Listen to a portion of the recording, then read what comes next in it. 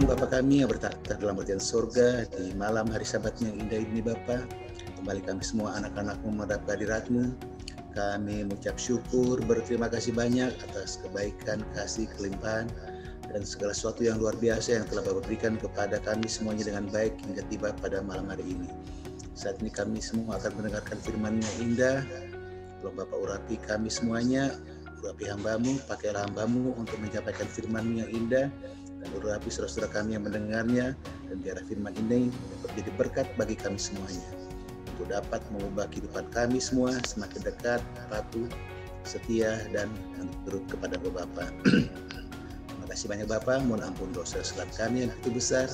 Doa permohonan ini kami bawa hanya di dalam nama Tuhan Yesus Kristus, yang adalah Tuhan dan Selamat kami yang hidup. Amin.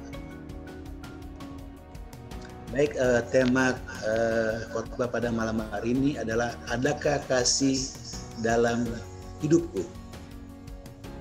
Jadi satu pertanyaan yang diajukan kepada diri kita masing-masing.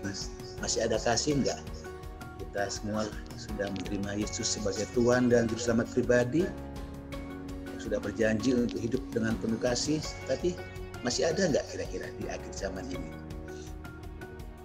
Saya mulai dengan kutipan Roh Nubuat, Membina Anak yang Bertanggung Jawab, halaman 465. Satu zaman yang dipenuhi oleh kejahatan. Kita hidup di tengah-tengah bahaya zaman akhir.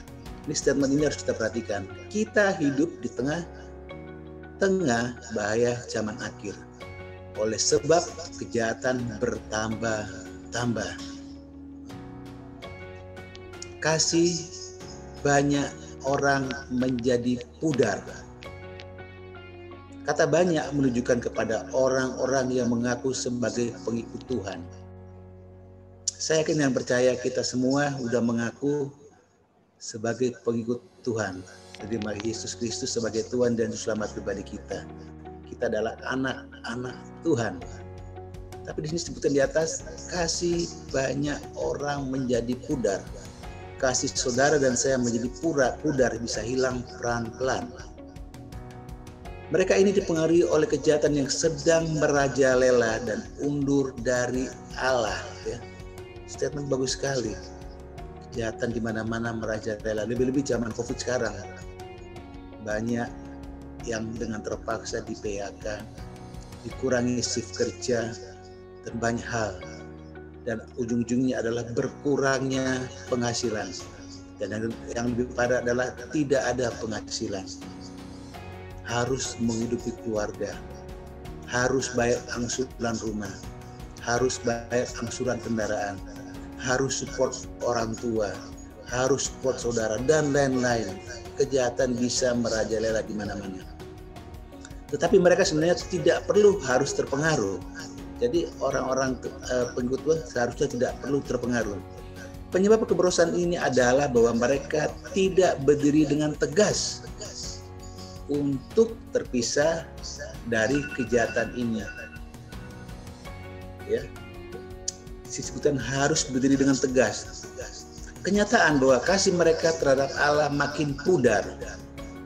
Diakui apa tidak itu terjadi kepada saudara dan saya. Kita tidak tegas untuk berpisah dengan kejahatan, dan artinya apa? Kasih kita terhadap Allah makin pudar pelan-pelan. Oleh karena kejahatan semakin bertambah, menunjukkan bahwa di dalam beberapa hal mereka turut mengambil bagian dalam kejahatan ini. Karena kalau tidak, maka hal itu tidak akan mempengaruhi kasih mereka terhadap Allah dan semangat serta kegairahan mereka dalam pekerjaan ini. Kemudian dalam Para Nabi dan Bapa volume 1 halaman 166. Keadaan yang penuh kejahatan dan kemurtatan pada zaman akhir yang akan timbul dalam dunia keagamaan. Ini yang terjadi dalam keagamaan. Telah dinyatakan kepada Rasul Yohanes dalam khayal tentang Babylon. Negeri yang besar yang memerintah segala raja-raja di bumi. Wahyu 17 ayat 18.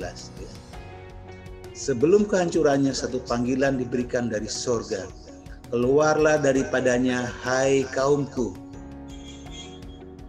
supaya jangan kamu terbabit di dalam segala dosanya, dan jangan kamu sama kena balanya.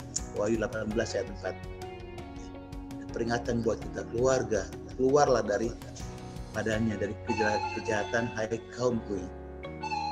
Sebagaimana pada zaman Nuh dan Lot, harus ada satu perpisahan yang nyata dari dosa dan orang-orang yang berdosa.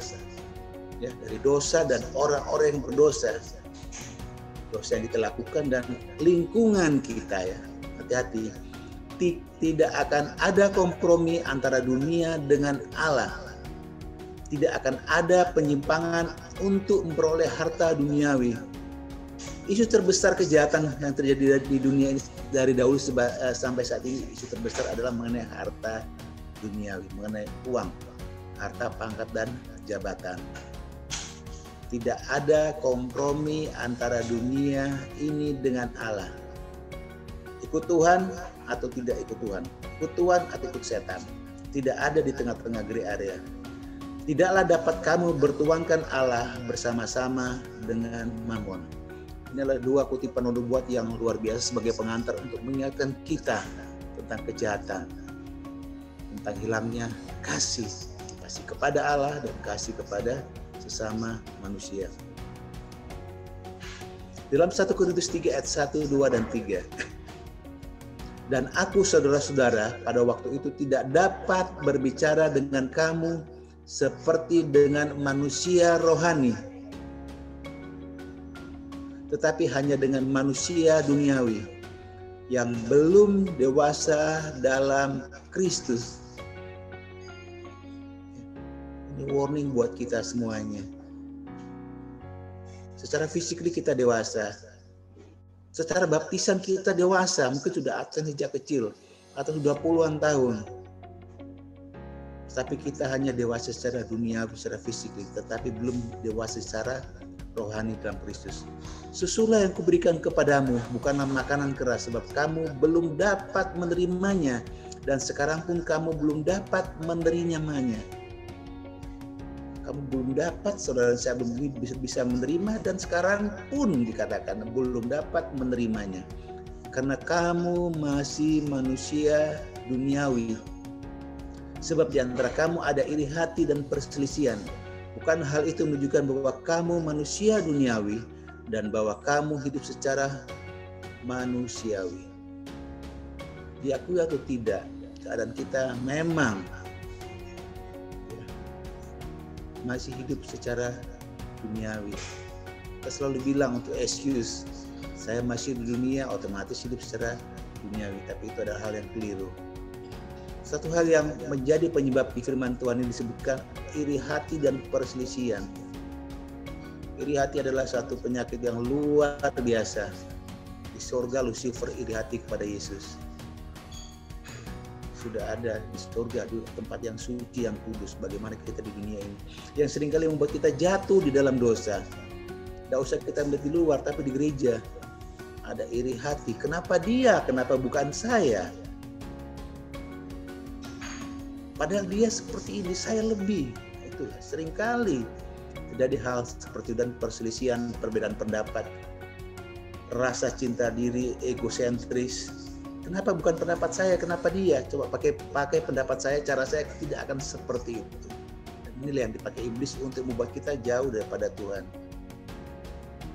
Ibrani 5 ayat 12 dan 13.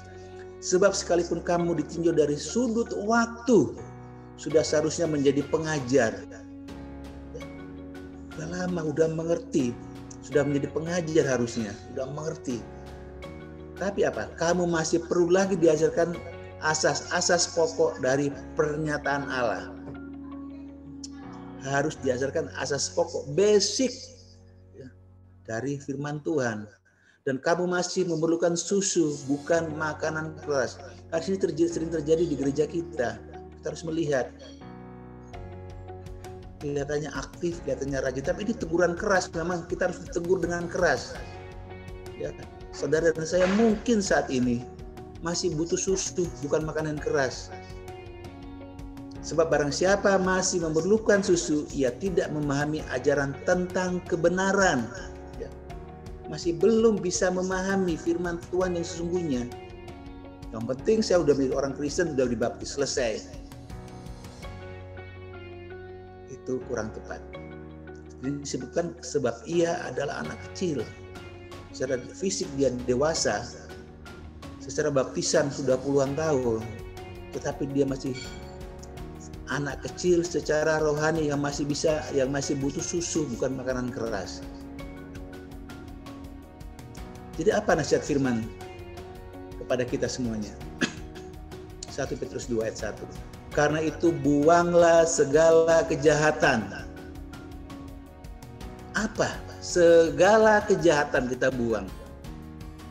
Segala tipu muslihat dan segala macam kemunafikan, kedengkian dan fitnah. Inilah tabiat karakter setan iblis yang ditanamkan kepada kita dengan iming-iming yang luar biasa. Buang semuanya itu. Dan jadilah sama seperti bayi yang baru lahir, yang selalu ingin akan air susu yang murni dan yang rohani, supaya olehnya kamu bertumbuh dan beroleh keselamatan. Jadilah yang ingin sesuatu yang murni dan yang rohani. Setiap hari kita diberikan firman Tuhan, ya. Mungkin di grup saudara, di grup saya, di tempat di HI juga, di Tanjung Perak dan lain-lain. Saudara kita setiap pagi ada WA, renungan pagi. Firman Tuhan yang bisa meneguhkan kita, menguatkan kita. Siang atau sore ada pelajaran sekolah sahabat. Organisasi luar biasa menyediakan 2 menu dasar yang kita bisa baca, kita konsumsi untuk menguatkan kita, yang membuat kita bukan seperti bayi. Belum lagi kita bisa belajar firman dengan cara kita sendiri. Mungkin ada yang pagi-pagi, ada yang siang, kapan ada waktu terserah saudara. Tapi konsumsi firman Tuhan telah diberikan oleh organisasi kita. Ayat 3, jika kamu benar-benar telah mengacap kebaikan Tuhan. Dan apa? Dan datanglah kepadanya batu yang hidup itu, yang memang dibuang oleh manusia, tetapi yang dipilih dan dihormat di hadirat Allah. Datang kepada Tuhan. Dalam doa-doa kita setiap hari itu, terutama doa renungan pagi. Dan biarlah kamu juga dipergunakan sebagai batu hidup untuk pembangunan suatu rumah rohani, bagi suatu imamat kudus, untuk mempersembahkan persembahan rohani yang karena Yesus Kristus berkenan kepada Allah. Kita semua sudah sering membaca, mendengarkan khotbah-khotbah tentang 1 Korintus 13, tapi ini reminding bagi kita. Ini harus menjadi apa? Kita ingat benar. Ya, kita harus perhatikan. 1 Korintus 13 ayat 1. Sekalipun aku dapat berkata-kata dengan semua bahasa manusia dan bahasa malaikat. Luar biasa. Tapi jika aku tidak mempunyai kasih, aku sama dengan gong yang berkumandang dan canang yang gemerinci. Ayat 2, sekalipun aku mempunyai karunia untuk bernubuat, ya, dan aku mengetahui segala rahasia dan memiliki seluruh pengetahuan, dan sekalipun aku memiliki iman yang sempurna untuk membedakan gunung, tapi jika aku tidak mempunyai kasih, aku sama sekali tidak berguna. Kita punya karunia berkat untuk berbahasa manusia, ya, bahasa malaikat. Kita dapat bernubuat, mengetahui segala rahasia dan memiliki seluruh pengetahuan. Mungkin kalau di dunia akademis sudah profesor banyak sekali, ya. Gelarnya luar biasa, pandai dan cerdas. Banyak talenta yang Tuhan berikan. Tapi tegurannya apa? Tetapi jika aku tidak mempunyai kasih, aku sama sekali tidak berguna. Dan sekalipun aku membagi-bagikan segala sesuatu yang ada padaku, bahkan menyerahkan tubuhku untuk dibakar, tapi jika aku tidak mempunyai kasih, sedikit pun tidak ada faedahnya bagiku. Ya. luar biasa. Ini mengingatkan kita harus mengingat, merenungkan apa maksud dari kasih. 1 Korintus 13. Kita pun sudah sering mendengarkan firman ini. Kasih itu sabar. Kasih itu murah hati. Ia tidak cemburu. Ia tidak memegahkan diri dan tidak sombong. Ia tidak melakukan yang tidak sopan. Tidak mencari keuntungan diri sendiri. Ia tidak pemarah dan tidak menyimpan kesalahan orang lain. Ia tidak bersukacita karena ketidakadilan, tetapi karena kebenaran. Ia menutupi segala sesuatu, percaya segala sesuatu, mengharapkan segala sesuatu, sabar menanggung segala sesuatu. Kasih tidak berkesudahan, jelasnya. Kasih tidak berkesudahan. Nubuat akan berakhir. Bahasa roh akan berhenti.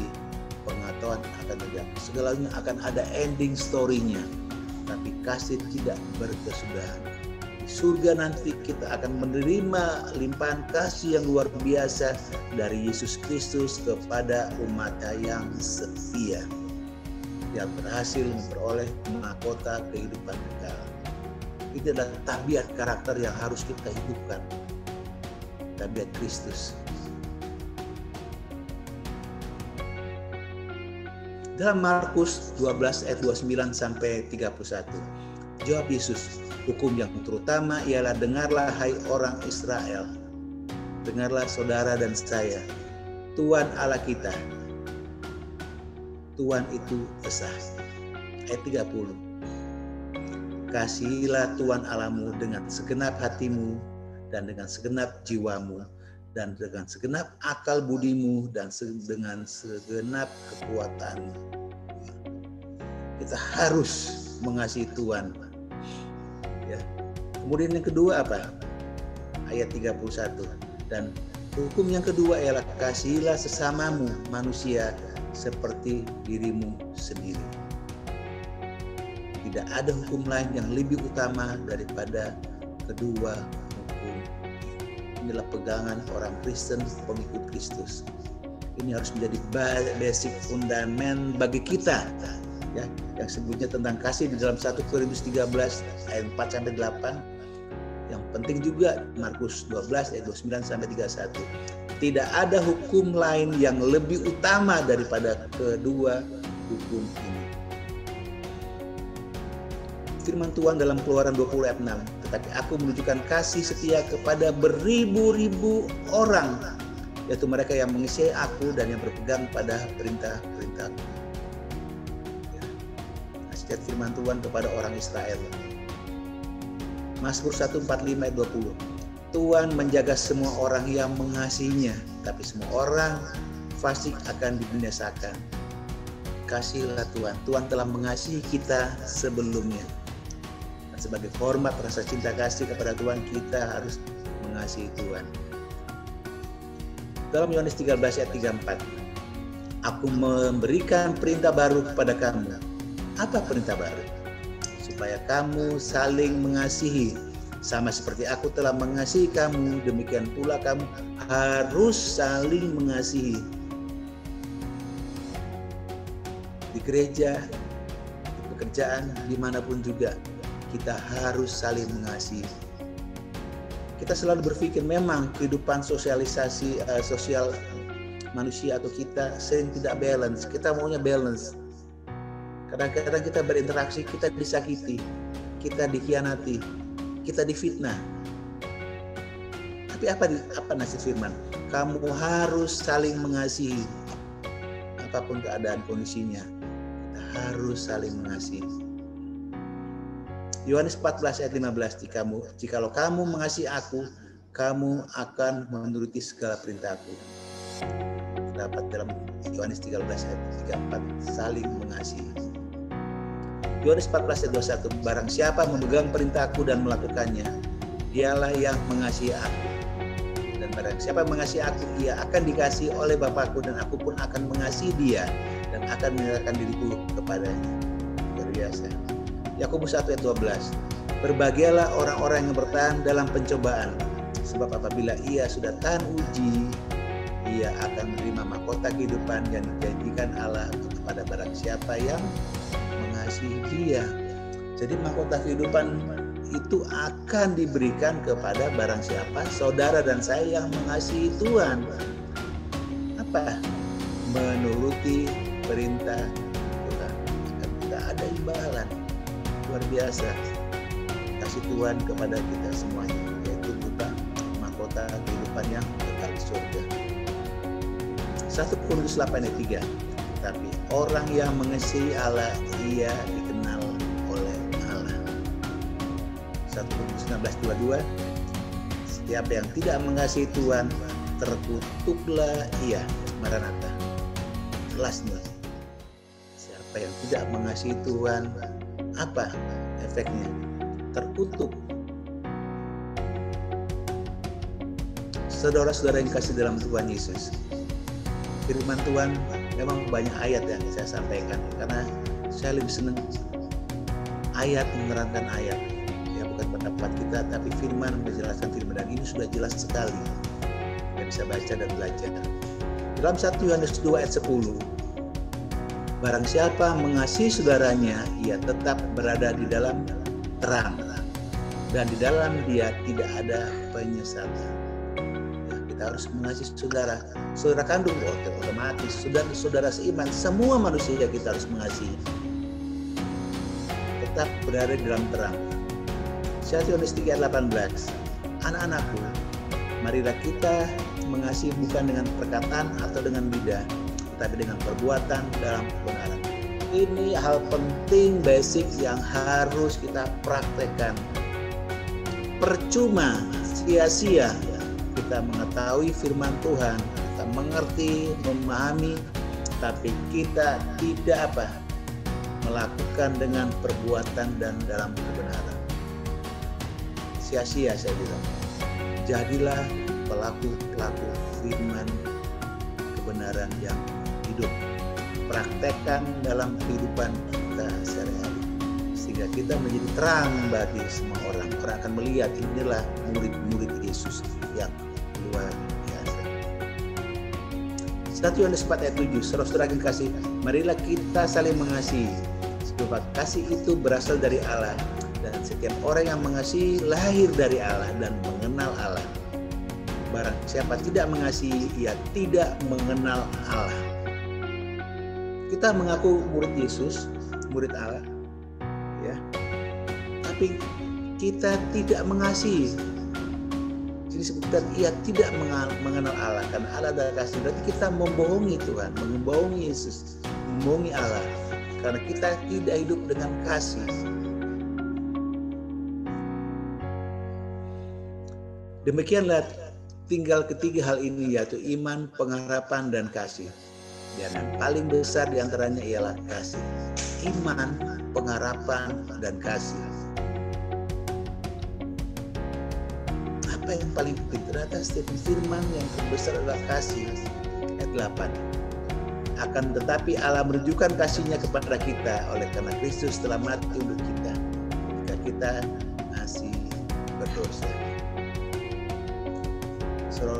Saudara-saudara yang kasih dalam Tuhan Yesus, dalam 2 Korintus 12 ayat 20 firman Tuhan, sebab aku khawatir bahwa apabila aku datang, aku mendapati kamu tidak seperti yang kuinginkan,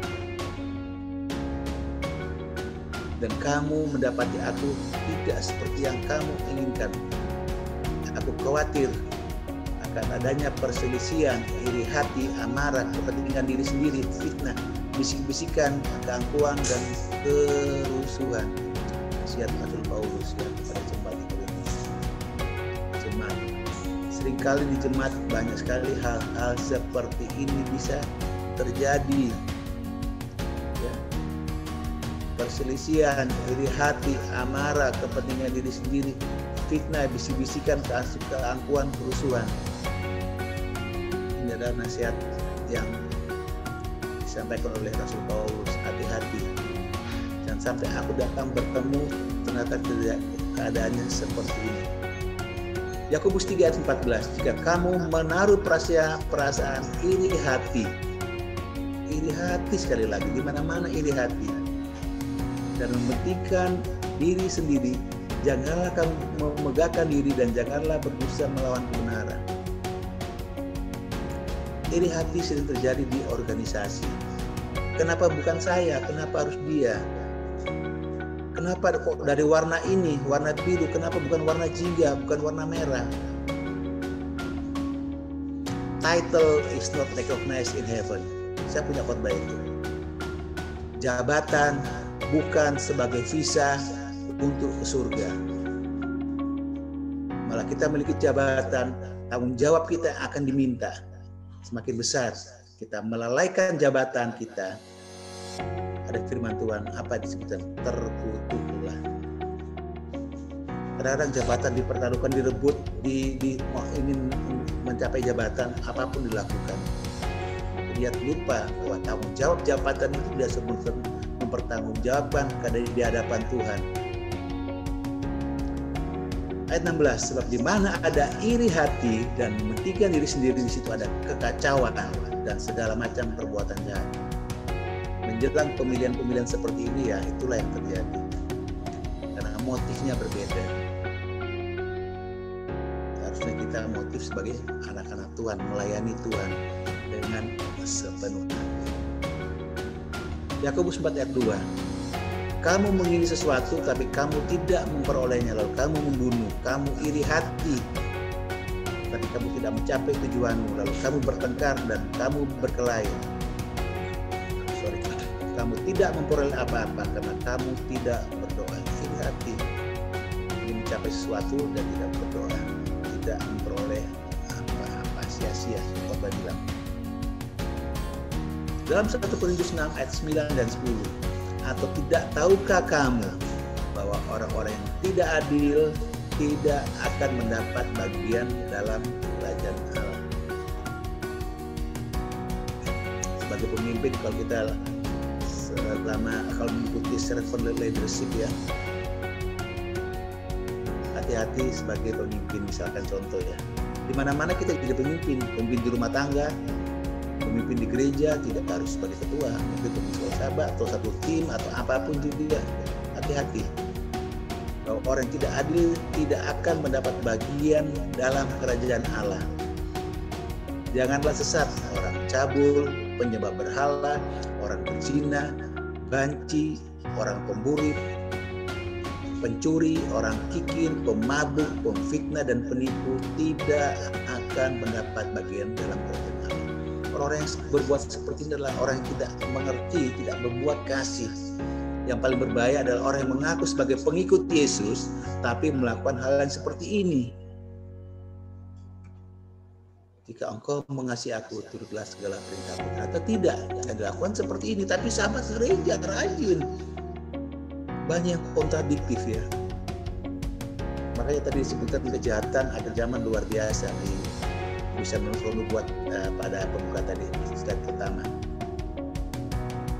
Galatia 5 ayat 19 sampai 21. Perbuatan daging telah nyata, yaitu percabulan, pencemaran hawa nafsu, penyembahan berhala, sihir, perseteruan, perselisihan, iri hati, amarah, kepentingan diri sendiri. Ini yang utama. Di mana-mana tuh selalu egosentris, kepentingan diri, saya yang paling benar, harus diikuti.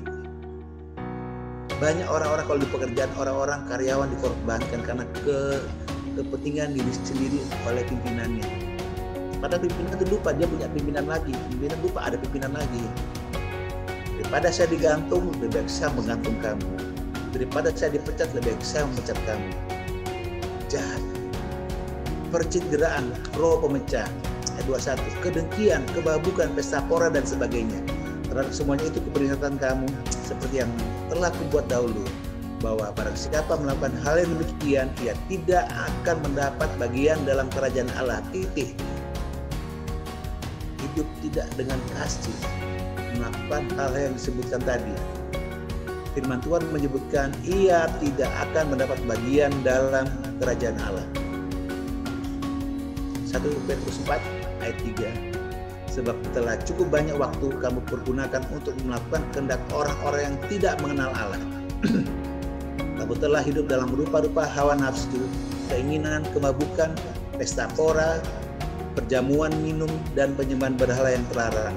Supaya waktu yang sisa saat ini, supaya waktu yang sisa dalam kehidupan kita, jangan kamu pergunakan menurut keinginan manusia, tapi menurut kehendak Allah. Hidup kita terbatas, limited, kita nggak tahu 50, 55, 60, 62, 63. Beberapa teman-teman saya sudah ada beberapa yang sudah almarhum. Kita nggak tahu kapan waktunya kita. Nasihat firman Tuhan 1 Petrus 4 ayat 2, supaya waktu yang sisa hidup kita, jangan kamu pergunakan menurut keinginan manusia, tetapi menurut kehendak Allah. 2 Yohanes 1 ayat 6, dan inilah kasih itu, kita harus hidup menurut perintahnya, dan inilah perintah itu, bahwa kamu harus hidup di dalam kasih,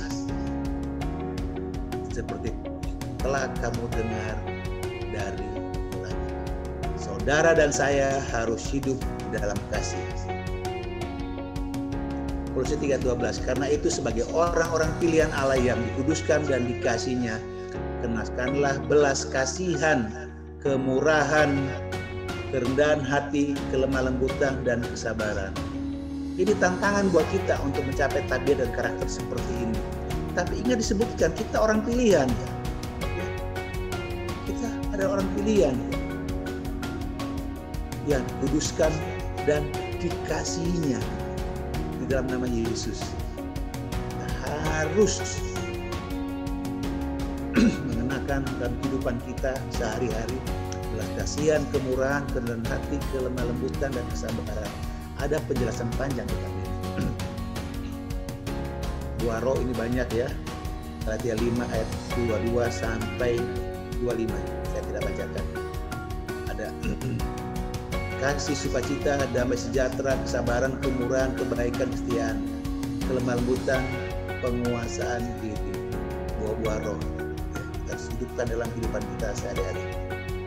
Kita bisa lihat contoh mengenai orang Samaria yang baik hati, imam, orang Lewi, dan orang Samaria, pengikut Tuhan, pengikut Kristus, aktif di gereja, jago khotbah, evangelis kemana-mana. Ada sedikit kejadian, adakah kasih dalam kehidupannya? Tidak, kita sudah baca, kita bisa baca lagi. Tapi orang Samaria yang dibenci, yang dianggap ya jauh dari Tuhan, orang yang tidak layak, tapi ternyata hidupnya lebih baik, ada kasih di dalam hidupnya. Perjalanan hidup kita seringkali seperti ini. Hati-hati buat saudara dan saya yang mengaku sebagai pengikut Yesus. Kita harus peduli terhadap lingkungan kita, terhadap orang lain. Kita harus peduli terhadap keselamatan orang lain. Yang penting saya udah terima Yesus, saya selamat. I don't care about the others. Tidak bisa. Tanggung jawab kita juga untuk keselamatan orang lain. Makanya kita harus pergi. I will go. We have to go. Mengapa menyampaikan firman Tuhan? Memang ada risiko, ada konsekuensi, tapi kita harus melakukan. Banyak cara yang harus bisa kita kerjakan dalam evangelisasi, menyampaikan firman Tuhan. Jadi ada kasih di dalam praktek hidup orang Samaria dibandingkan dengan orang imam dan orang Lewi.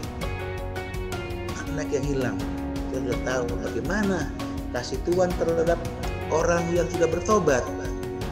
Tangannya terbuka lebar, diberikan jas yang indah. Kita adalah anak yang hilang. Maka setiap waktu kita harus bertobat, kembali kepada Tuhan, kembali kepada jalan yang benar. Tangan Allah, tangan Tuhan luar biasa terbuka lebar bagi anak yang hilang untuk dapat kembali kepadanya. Surga akan bergembira dan bersukacita. Jika ada satu hal yang menjadi ciri khas orang-orang yang percaya kepada Yesus, maka hal itu adalah kasih. Jadi khas orang-orang yang percaya kepada Yesus itu adalah kasih. Kata kasih muncul dalam kitab suci lebih dari 500 kali. Inti dari Injil adalah kasih. Sebagaimana kita lihat di dalam Yohanes 3 ayat 16.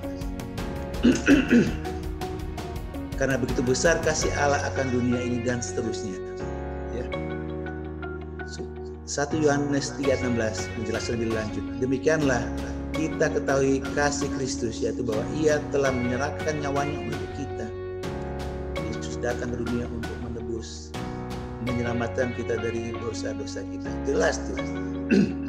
Karena itu orang Kristen harus melayani satu sama lain dalam kasih.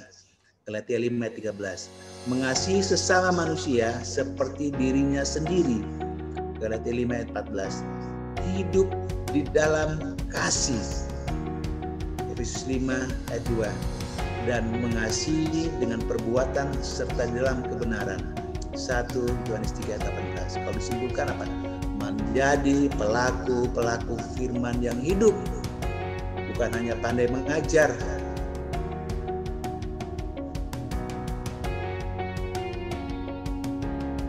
Jadi jika Yesus dan para pengikutnya adalah kasih, mengapa sebagian orang senang membenci kita dan berdasarkan sebuah perkiraan mengapa ada banyak orang yang percaya dianiaya di dunia saat ini? Setan sekali lagi menggunakan segala cara untuk menghambat, stop pekerjaan Tuhan dalam penginjilan, menyelamatkan saudara-saudara kita yang masih belum menerima kebenaran. Banyak feedback dari orang-orang seperti apa? Membenci kita, tidak suka. Inilah cara setan. Yesus memberitahukan alasannya kepada kita. Dia berkata kepada murid-muridnya, barang siapa berbuat jahat, membenci terang dan tidak datang kepada terang itu, supaya perbuatannya yang jahat itu tidak tampak. Yesuslah terang itu. Tugas kita adalah menjadi saluran kasih dan terang Allah, sekalipun kita dibenci sebagai balasannya. Tugas kita ya, jadi saluran dan terang Allah. Kutipan Roh Nubuat. Banyak orang sekarang ini melakukan kesalahan yang sama. Mereka memisahkan kewajiban mereka ke dalam dua golongan yang berbeda. Golongan satu terdiri dari perkara-perkara yang besar yang harus diatur oleh hukum Allah. Golongan yang lain terdiri dari apa yang disebut perkara-perkara yang kecil yang di dalamnya terdapat perintah. Kasihilah sesama manusia sama seperti dirimu sendiri. Apa yang terdapat? Dilalaikan ya. Tidak boleh lalai ya. Mengasihi sama manusia, mengasihi Tuhan tidak boleh dilalaikan. Bidang pekerjaan ini dibiarkan ke perubahan pikiran tanpa alasan, korban dari kecenderungan hati atau dorongan hati. Lalu tabiat dirusakan dan agama Kristus disalah gambarkan. Orang akan melihat bagaimana kehidupan kita. Pengikut Kristus kok seperti ini? Karena kita melalaikan perintah hukum Tuhan, hukum Allah dan perintah Allah. Babel Komentari volume 1. 10 perintah, 10 janji, 10 perintah jangan dan jangan adalah 10 janji dijamin kepada kita jika kita menaati hukum yang mengatur alam semesta. Jika kamu mencintaiku, patuhilah perintah-perintahku. Inilah inti dari hukum Tuhan. Jelas ya. Jika kamu mencintai aku, turutilah atau patuhilah perintah-perintahku, perintah Tuhan. Inilah inti dari hukum Tuhan. Slide terakhir. Bible Commentary juga volume 1. 10 aturan suci yang diucapkan oleh Kristus di atas Gunung Sinai adalah pernyataan karakter Allah. Ya. 10 perintah adalah pernyataan karakter Allah dan diberitahukan kepada dunia fakta bahwa Dia memiliki yurisdiksi atas seluruh warisan manusia. Hukum 10 sila dari kasih terbesar yang dapat disajikan kepada manusia adalah suara Tuhan Ya, pernyataan karakter Tuhan sekarang ada suara Tuhan dari surga berbicara kepada jiwa yang dijanjikan kepada kita semuanya. Lakukanlah, praktekanlah, hidupkanlah. Tadi lalai, ya. Sekarang lakukanlah, hidupkanlah.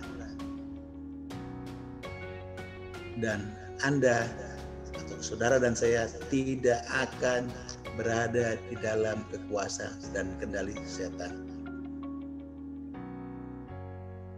Jadi kehidupan kasih sebagai pengikut Kristus, yang mengaku sebagai pengikut Kristus, harus kita hidupkan. Kabel komentari menyatakan lakukanlah, praktekanlah, hidupkanlah. Jadilah pelaku-pelaku firman yang hidup, menjadi berkat, menjadi terang bagi semua orang.